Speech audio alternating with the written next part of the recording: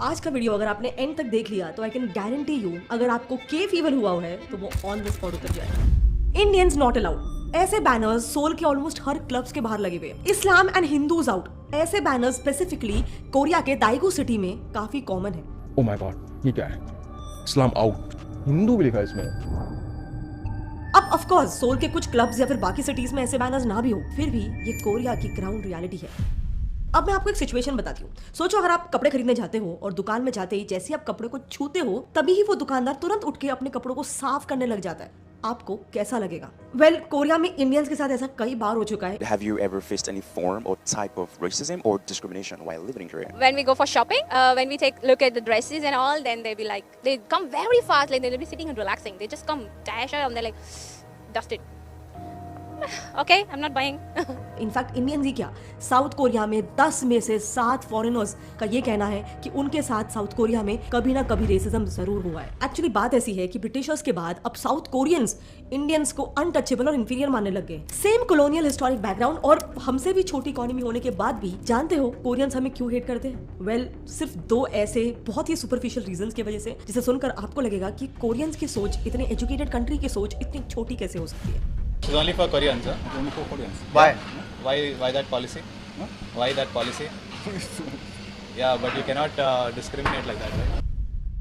Only for Koreans, no Indians। ये मंजर कहीं और का नहीं बल्कि हमारे ही देश का है, जहां हम इंडियंस को ही रेस्टोरेंट्स में आना मना है। एक्चुअली आंध्र प्रदेश के अनंतपुर में किया मोटर्स के मैन्युफैक्चरिंग प्लांट के आसपास करीब 15 से 20 कोरियन रेस्टोरेंट्स खुले हुए। इन रेस्टोरेंट्स में जब द वायर ने स्टिंग ऑपरेशन किया तब ये रिवील हुआ कि इन कोरियन रेस्टोरेंट्स में इंडियंस के लिए डाइन इन तो छोड़ दो, वहाँ इंडियंस की एंट्री तक बैन है। इनफैक्ट इन कोरियंस में इंडियंस के प्रति हेट इस लेवल तक है कि वहाँ रेस्टोरेंट का स्टाफ भी उन लोगों ने इंडियन नहीं रखा है बल्कि नेपाली सिटीजन रखा है। कहाँ काम करते हैं? इधर ही काम करते हैं। आप इधर ही काम करते हैं? जी।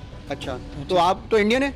नहीं, नेपाल है। नेपाल से हैं? Can you believe that? ये सब हमारे जमीन पर हो रहा है। सो बस सोचो अगर हमारे ही जमीन पर ये हो सकता है तो साउथ कोरिया में किस लेवल तक का रेसिज्म होता होगा। सो हाल ही में राज, जो कि एक कोरिया बेस्ड इंडियन यूट्यूबर है, उसने अपने सटल क्रेजी कोरिया इस चैनल पे इंडियंस के खिलाफ हो रहे एक काफी इंपॉर्टेंट इशू को अपने व्लॉग से हाईलाइट किया। राज दरअसल पिछले 9 साल से कोरिया में रह रहा है, पर पिछले साल ही वो अपने न्यू दिल्ली से आए दोस्तों को कोरिया घुमा रहा था। तब उसके दोस्तों ने उसको कहा कि क्लबिंग के लिए चलते हैं, बट राज कभी कोरिया में क्लबिंग के लिए नहीं गया था। उसके लिए भी कोरियन क्लबिंग ये फर्स्ट एक्सपीरियंस होने वाला था, तो बीइंग अ ब्लॉगर राज उस एक्सपीरियंस को रिकॉर्ड करने लग गया। अब जैसे ही वो पहले क्लब में पहुंचता है, देखना उसके साथ क्या होता है। उनको गार्ड बस इसीलिए अंदर जाने से रोकता है क्योंकि वो इंडियन है। उनसे वो गार्ड कहता है कि ये क्लब में तो अलाउड नहीं है, आगे वाले क्लब में ट्राई कर लो।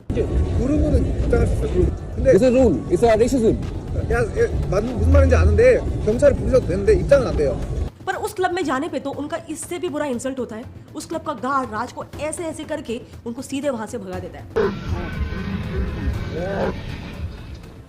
तीसरे क्लब में तो उनको किसी से झगड़ा करने की भी जरूरत नहीं होती है, वहां तो सीधे बोर्ड में ही लिखा होता है Indians and Pakistanis are not allowed. अब इस पूरे इंसिडेंट में मुझे पर्सनली सबसे ज्यादा बुरा क्या लगा? देखो, ये सब जब चल रहा था ना तब कई कोरियंस इसे देख रहे थे, पर उनमें से एक ने भी आगे आके इन इंडियंस की मदद करने की नहीं कोशिश की। अब जरा वो इंसिडेंट याद करना जिसमें वो साउथ कोरियन यूट्यूबर को कुछ मुंबई में छपरी लड़कों ने छेड़ा था, याद है? बहुत वायरल हो गया था। तब उस यूट्यूबर को बचाने कौन आया था? एक इंडियन लड़का ही तो आया था लास्ट में।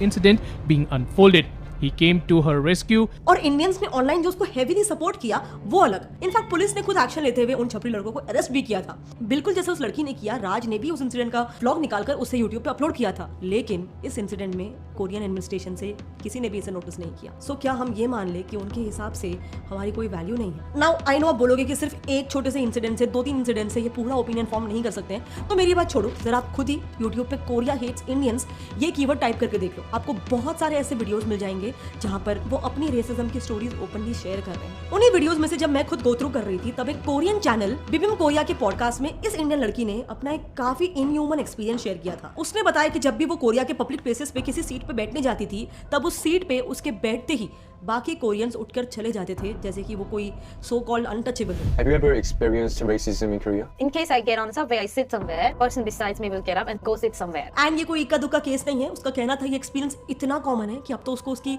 ऑलमोस्ट आदत ही हो चुकी है। And it has happened to me so many times that now I'm used to it. And what about Korean kids? इन्हीं इंटरव्यूज में से एक दूसरी लड़की ने बताया कि उसकी एक इंडियन फ्रेंड जो कि एक स्कूल टीचर है कोरिया में, उसको एक बार कुछ कोरियन स्टूडेंट्स ने कहा था कि we hate Indians because they look like muddy.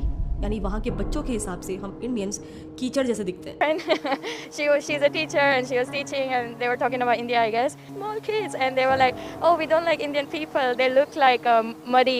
अब बस सोचो कि अगर बच्चे ये बात बोल सकते हैं, मतलब इस सोसाइटी में ये हेट, ये रेसिज्म किस हद तक पेनिट्रेट हो चुका है। नाउ देखो, ये जो रेसिज्म पूरा स्टेम हो रहा है ना, इसके पीछे के रीजंस बहुत ही इंटरेस्टिंग है। बात ऐसी है कि साउथ कोरिया जो दुनिया की 5th मोस्ट लिटरेट कंट्री है, उन्होंने अपने ब्यूटी स्टैंडर्ड्स का डेफिनेशन इतना रिजिड और स्टीरियोटिपिकल कर लिया है कि यूरोपियंस और इंडियंस तो छोड़ दो, खुद कोरियंस तक इस ब्यूटी स्टैंडर्ड में फिट नहीं हो पाते हैं।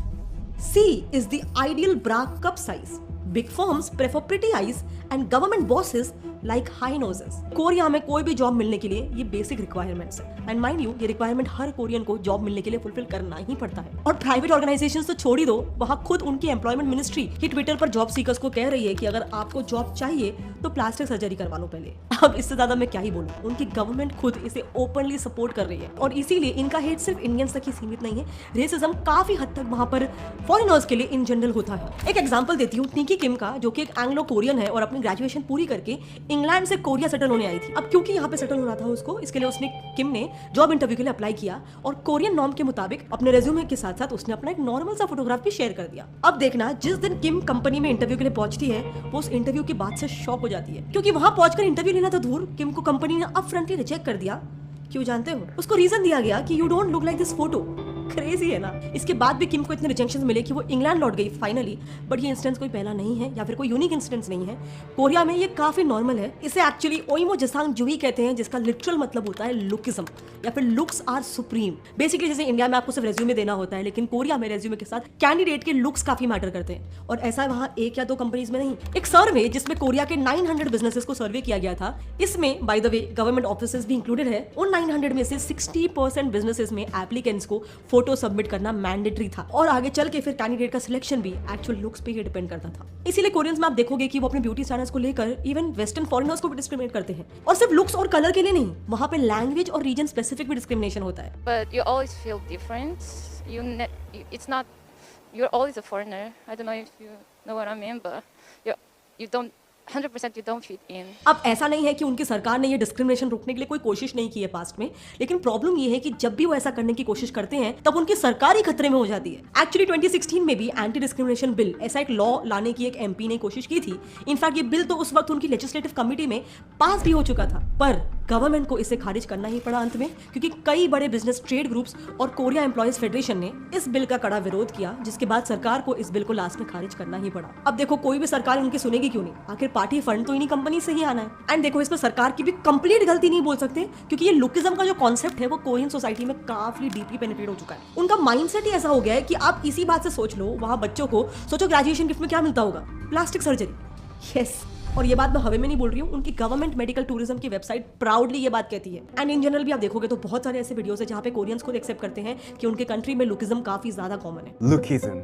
Koreans madly care about their appearance. This is why Koreans take plastic surgery a lot. और अब जहाँ लुक्स इतना ज्यादा डिमांड में हो तो बेचने वाले थोड़ी ना चुप बैठने वाले हैं। इसीलिए आप देखोगे वहाँ मेट्रो स्टेशन पे, बस के ऊपर, बिल्डिंग के छत पे, हर जगह पे आपको सिर्फ और सिर्फ प्लास्टिक सर्जरी के ही एड्स देखने मिलेंगे भर भर के। ना अब तक तो हम इन जनरल हेट की और रेसिज्म की बात कर रहे थे, पर इंडियंस के लिए तो स्पेसिफिकली इनका हेट नेक्स्ट लेवल है। अब ऐसा क्यों? इसके पीछे दो रीजंस हैं। तो जैसे मैंने बताया, कोरियंस काफी पढ़े लिखे हैं, उनकी लिटरेसी रेट 19.8% है, पर क्या फायदा, उनकी यूथ का अनएम्प्लॉयमेंट रेट जानते हो कितना है? अ वॉपिंग 20%, जिसमें एक्चुअली इनकी खुद की माइंडसेट का ही बहुत बड़ा रोल है। मतलब आप ही देखो, क्या इंडिया में, क्या यूएस में, क्या यूरोप में पढ़े लिखे लोग छोटे मोटे जॉब्स नहीं करते हैं? लेकिन this is not the case in Korea. So currently Korean industrial and farming sectors में बहुत heavy shortage of workers face हो रहा है। मतलब आप सोचो, सिचुएशन वहाँ की इतनी बदतर है कि कोरियन सरकार को ब्लू कॉलर वर्कर्स को बाहर से इंपोर्ट करना पड़ रहा है, बस इसीलिए क्योंकि उनका यूथ पढ़े लिखे होने की वजह से ऐसे छोटे मोटे जॉब्स नहीं करना चाहता है। सो ये बैकग्राउंड हम समझ गए। अब देखो, अब तक आपको यही लगता होगा कि इंडियंस वहाँ पे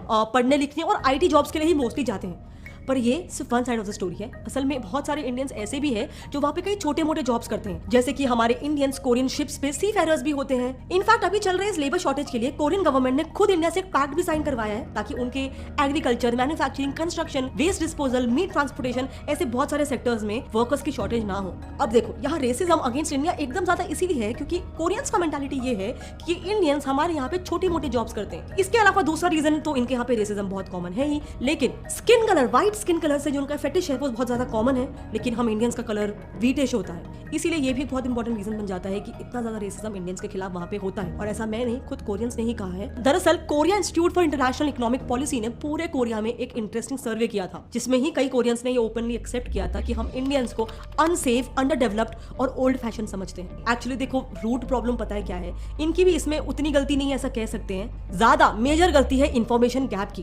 एक्चुअली कोरियंस हम इंडियंस के बारे में कुछ जानते ही नहीं है। देखो, आज कोरिया में सिर्फ 12,000 इंडियंस ही रहते हैं और टूरिस्ट भी करीब वहां पर हर साल 1 लाख लोग ही जाते हैं। तो ऐसे में बाकी लोगों से इंडियन कल्चर के बारे में उन्हें बहुत ही कम पता चलता है। और रही बात इंडियन गवर्नमेंट की, तो हमारे देश और कोरिया में ऑफिशियल डिप्लोमेटिक टाइज भी काफी कंपैरेटिवली लेट 1973 के आसपास ही हुए थे, यानी करीब आजादी के 30 साल बाद। इनफैक्ट इससे पहले तो उनके प्राइम मिनिस्टर हमारे देश को दुश्मन देश समझते थे। उन्हें लगता था कि हम एक कम्युनिस्ट आइडियोलॉजी को सपोर्ट करने वाले देश है, क्योंकि हम रशिया के एलाय थे और साउथ कोरिया यूएस का एलाय था, जो कि एक कैपिटलिस्ट कंट्री था। सो मैं आपको बस दोनों साइड का पर्सपेक्टिव बताने की कोशिश कर रही हूँ। एंड ये वीडियो बनाने का मेरा बिल्कुल भी ये कहने का मतलब नहीं है कि कोरियंस को अभी से हमको हेट करना शुरू कर देना चाहिए और उनके के कल्चर को, के पॉप को, के ड्रामा को बॉयकॉट कर देना चाहिए। ऐसा मैं बिल्कुल भी नहीं कह रही हूँ। इनफैक्ट हमारा तो कल्चर ही अतिथि देवो भव का है। मैं बस ये कह रही हूँ कि इट्स हाई टाइम कि हम इंडियंस ये समझ जाए कि हाँ, दूसरे देशों की रिस्पेक्ट करना, उनके कल्चर को फॉलो करना, उनसे अच्छे एस्पेक्ट्स उठाना, ये बिल्कुल अच्छी बात है, लेकिन एक दूसरे देश की इज्जत करते वक्त हमें अपनी रिस्पेक्ट नहीं खोनी है। मुझे एक्चुअली काफी सारे ऐसे रैंडम वीडियोस मिले जहाँ पे लोग अपना पर्सनल ओपिनियन शेयर कर रहे थे। जब मैंने और देखना शुरू किया तो मुझे मालूम पड़ा, यस, एक्चुअली काफी सारे साउथ कोरियंस इंडियंस को हेट करते हैं, उनके खिलाफ उनके मन में बहुत ज्यादा रेसिज्म है। तो मैं बस आपको ये एक ऑल्टरनेट पर्सपेक्टिव देना चाहती थी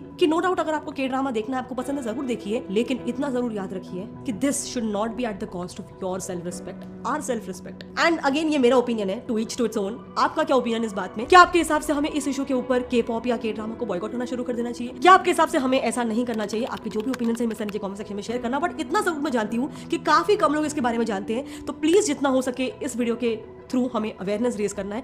अपने फ्रेंड्स, अपने फैमिली, जिनको भी बीटीएस पसंद है, जिनको भी के ड्रामा, के पॉप पसंद है, उनसे जरूर शेयर करना। वैसे अगर आपको ऐसे सोशल इश्यूज पे वीडियोस देखना पसंद है, तो क्या आप जानते हो हाल ही में इंडियन स्टूडेंट्स ने कनाडा को बॉयकॉट करना शुरू कर दिया है? यस, और इसे देखकर कैनेडियन गवर्नमेंट, जो पहले आउटराइट ही खालिस्तान इशू पे इंडिया के अगेंस्ट थी, वही कैनेडियन गवर्नमेंट ने ऑलमोस्ट इंडिया के सामने घुटने टेक दिए। एंड वो कौन से रीजन है जिस वजह से इंडियन स्टूडेंट्स कनाडा जैसे देश को बॉयकॉट कर रहे हैं? बहुत इंटरेस्टिंग रीजन है। कुछ स्कैम्स का एंगल है जो कैनेडियन गवर्नमेंट स्टूडेंट्स के साथ कर रही है। अगर आप वो देखना चाहते हो तो हमने इस वीडियो में डिटेल में कवर कर लिया है, आप यहाँ पे क्लिक करके उसे देख सकते हैं।